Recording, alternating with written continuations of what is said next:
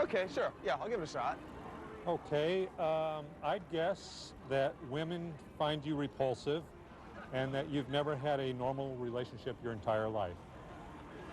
Excuse me? And I'd also guess that even though you won't admit it, you have latent homosexual tendencies that won't go away no matter how much you try to suppress them. Aren't you supposed to be guessing my weight? Oh, I'm getting to it. But I'd also guess that your mother was overprotective of you and that your father hated you, and because of it, you wet the bed once, no, twice a week. Am I right? I'm right, aren't I?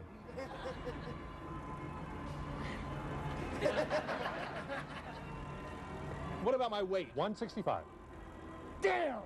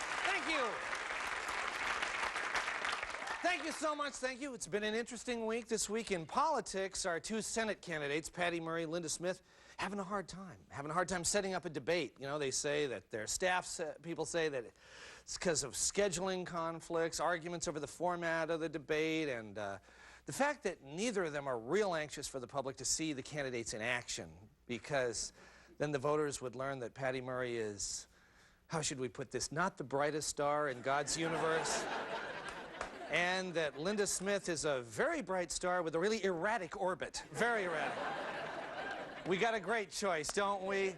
It's the miracle of democracy. Wow, we got it here. In other political news, our State Attorney General, Christine Gregoire, is busy suing the tobacco companies, and she says that the tobacco people are holding back files that show they were aware of the dangers of smoking many years ago, but covered up the evidence. Well, the tobacco companies want to respond to that charge, so here from the United States Tobacco Institute is Mr. Ralph Harrington. That is ridiculous. We have never hidden any files. There is no proof that cigarettes are harmful to your health. Well, that clears that up. Glad he had a chance to respond there. Okay. Of course, the other big news of the week is the macaw Indian whale hunt. You all aware of that? Yeah, it's been... Ooh, oh yeah, see, even in here, it's become this huge deal. You know, I mean, the tribe say they want to rekindle an old tradition and get back to their roots. To save the whales, people have turned out in force. The Coast Guard was called out. You know, I mean, they're just trying to keep order. It's a big mess. Now, I just have a couple of observations. First, I wish if they were going to hunt something, it'd be those damn Canadian geese that are all over the place. Can I get a validation of that? Why don't they practice harpooning those geese that have covered every park in this town with inches and inches of crap, you know? They say, no, it has to be a whale. All right, has to be a whale. I've got an idea that'll save a lot of problems, solve a lot of problems at once. They have to hunt a whale. Let them have Keiko, all right? I mean, look, Keiko, no, Keiko's miserable. He's been in that lousy aquarium. His fin is all flopped over like that. Now, they took that poor confused whale, lifted him to Iceland. He's all messed up. They, you know, just put him out of his misery. That's why we've come up with the slogan, let them eat Keiko, all right? Solves a lot of problems. Everyone's happy. Look for the bumper stickers soon. Let them eat Keiko. All right, we've said it. Now, we've got a great show to keep you happy tonight. As you know, we've always been a supporter of the arts, and this new segment presents the art of acting at its finest. Previously on Dummy Shot Theater. Wait a minute. I don't understand. Harry, why are you looking at me that way? Almost as if you were going to throw me off of the rope.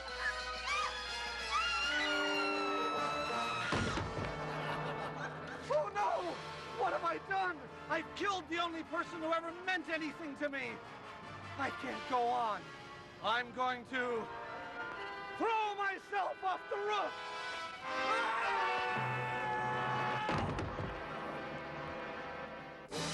And now this week's episode of Dummy Shot Theater. Boy, it sure is beautiful up here, isn't it? Yeah, it sure is. Hey, why don't I get a picture of you over by the edge of that big cliff? Okay. But I certainly hope I don't slip and fall. Oh, don't be such a worrywart. Just relax. You'll be fine. Just back up just a little bit. No, a little more.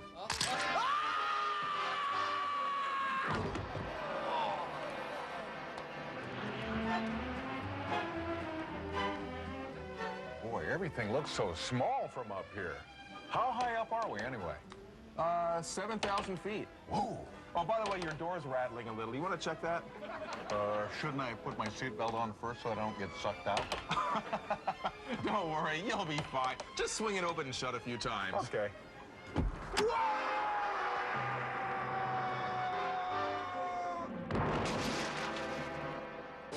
And now, a scene from next week's Dummy Shot Theater. Bummer about your brother Tom falling out of that airplane last week. Yeah, well, what are you gonna do? Yeah, people should be more careful, huh? Uh-huh. Come on, let's cross now. I don't know. That truck's coming awfully fast. Oh, come on, we can make it. Well, okay.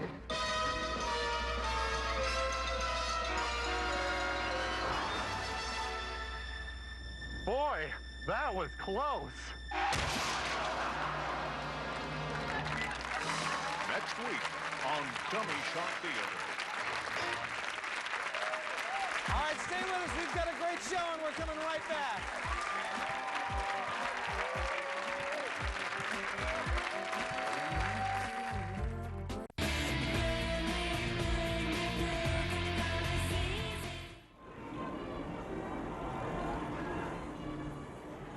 This looks like fun. Come on, let's try it. Come on. Go ahead. Guess my weight. I'll guess 112 pounds.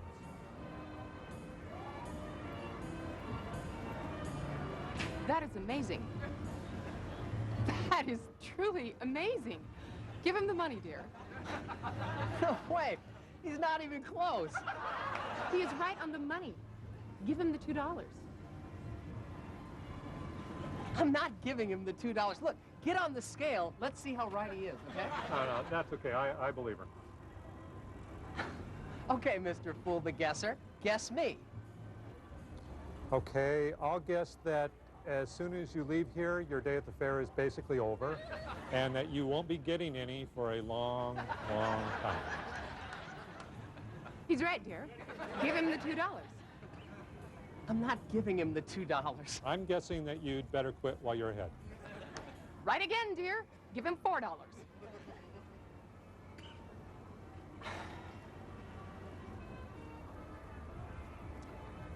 Okay, step right up and fool the guesser right here. Come on, for $2, fool the guesser.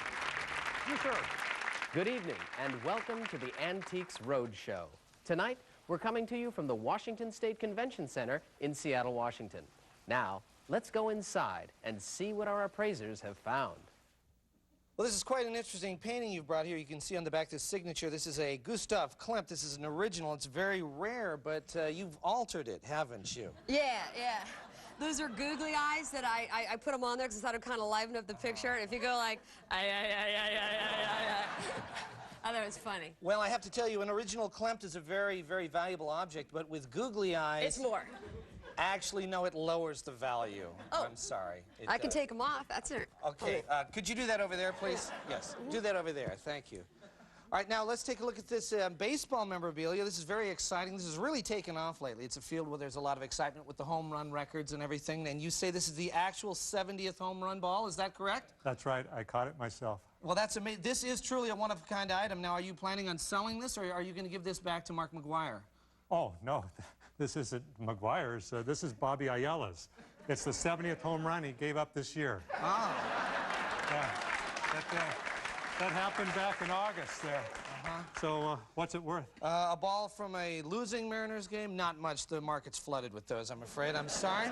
Let's see. Oh, well, you've got an interesting porcelain item here. Can you tell me about it? Well, I know a little bit about porcelains. When I saw this at a garage sale, I was very excited, and I got it for 50 cents. Well, I can see why you were excited. What you have here, actually, is a Haviland Limoges cup. It's got the traditional light green floral print here that's characteristic of Haviland China circa, I would say, 1890, 1900.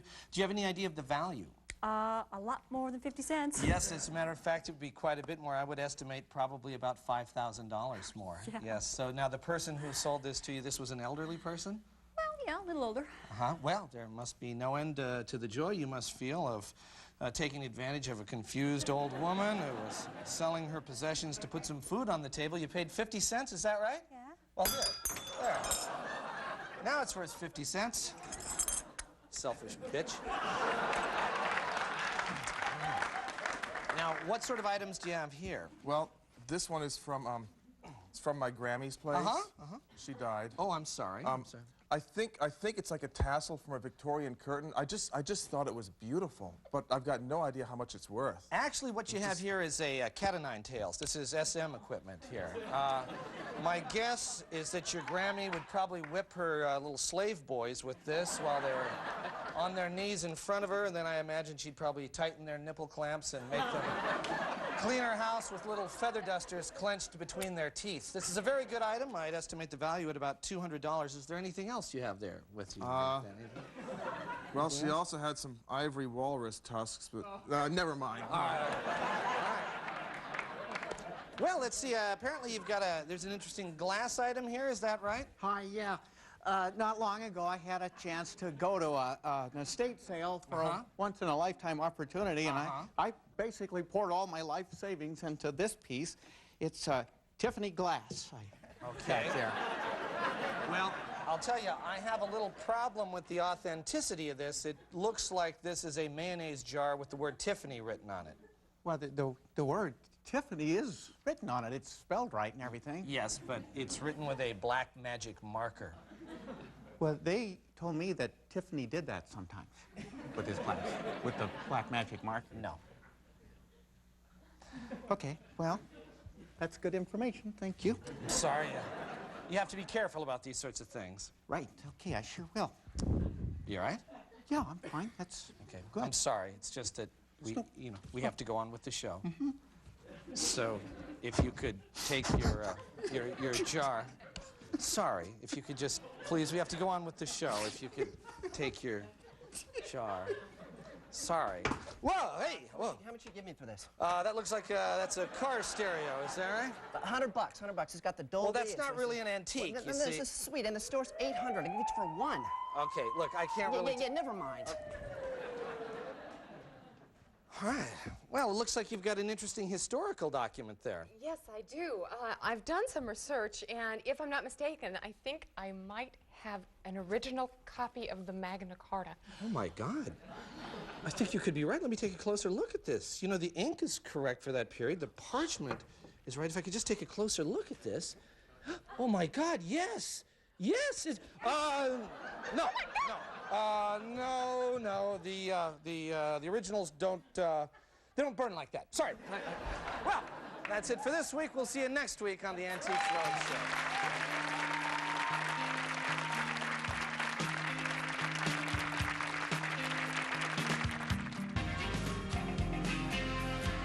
Studio amplification for Almost Live provided by American Music.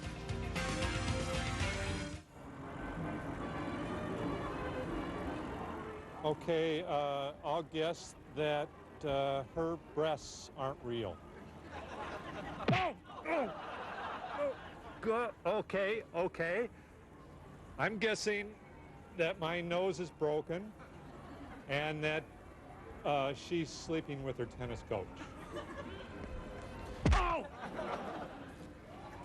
All right. Okay. I'm guessing that I'm about to pass out and that she weighs about 122 pounds. What a fraud. He was way off on the weight.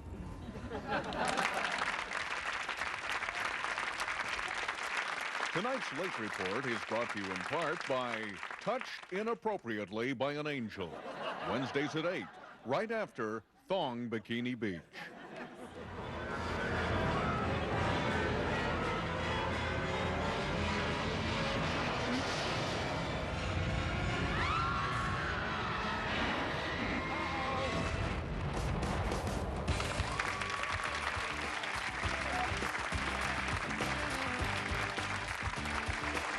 Good evening. This is the Late Report. Well, a sixth grade boy at Whitman Middle School in Seattle has been expelled for bringing a small squirt gun to school. One of his classmates who brought a super soaker will be put to death by lethal injection. A study done by the University of Washington and Yale University shows that 9 out of 10 people have unconscious prejudice. The other 1 in 10 has very conscious prejudices and lives in Idaho. The Seattle Mariners have signed an 18-year-old Korean pitcher named Cha Sung-bak. Mariner fans hope the new pitcher will replace 36-year-old I Suck Bad.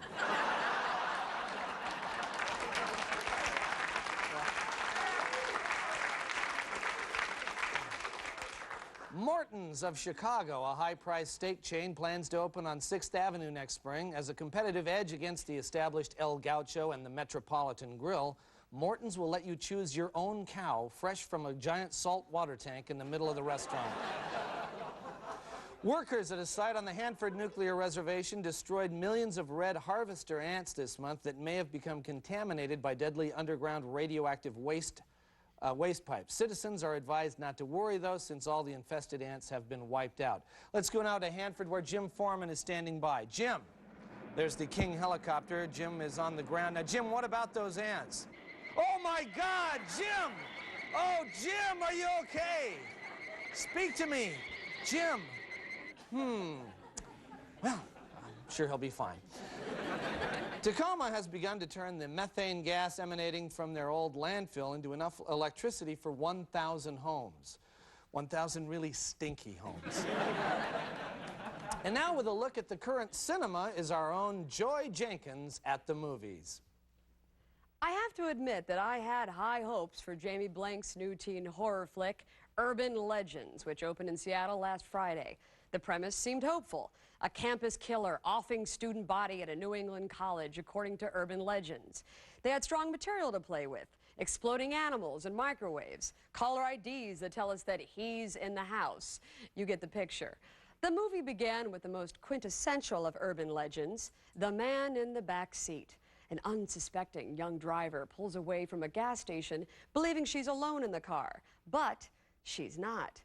The stuttering gas station attendant had attempted to warn her of her uninvited passenger, but she didn't listen. So as she's driving along this dark, deserted highway back to the safety of her sorority, she was completely oblivious to the fact that there was someone in the car with her, with an axe who was waiting to kill her like an animal. So just when she thought she was safe, she wasn't safe. It was like a nightmare because he was there and then there was like a stuttering bloody head on the cement and then she someone else.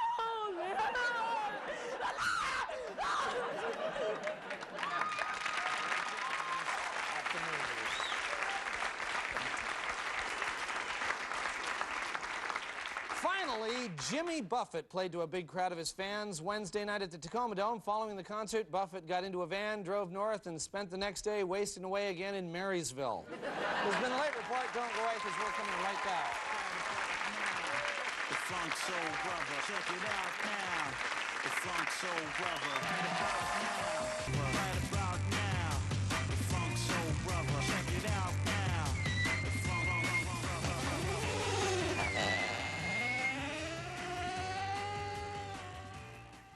Just look at that sign up there and tell me, what does it say? The bread store. Look up at that sign there and read the big letters to me. The bread store. The bead store. Which is it? The bead store. Okay. Well, when you first read it, what did you think it said? Bread. Yeah. The bread store. Okay. Do you want to take one more look at it, okay? It's the bread store. Is it the bread store? Yeah. Read that sign for me, the big sign there. The bread shop. Look at that sign up there and tell me, what does it say? It says beads for jewelry, not bread for eating, Okay. the bread store. Okay. Do that again for me. Beads for jewelry, not bread for eating, the bread store. Okay, so you've read the small signs, and then you read the big sign, and you think it says...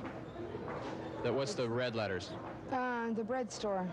Okay, now, actually, it says the bead store.